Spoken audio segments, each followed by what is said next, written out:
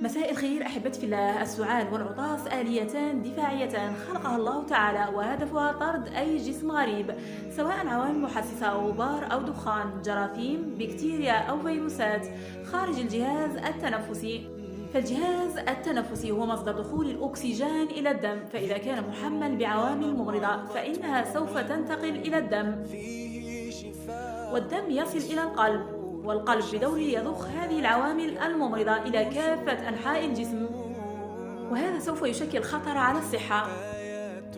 لهذا من حكمة الله سبحانه وتعالى أن زود الجهاز التنفسي بمخاطية الأنف التي يؤدي تنبيهها للعطاس، ومخاطية القصبات والحنجرة التي يؤدي تنبيهها للسعال، بمستقبلات تستشعر دخول أي مواد غريبة، وطردها من خلال آلية العطاس والسعال.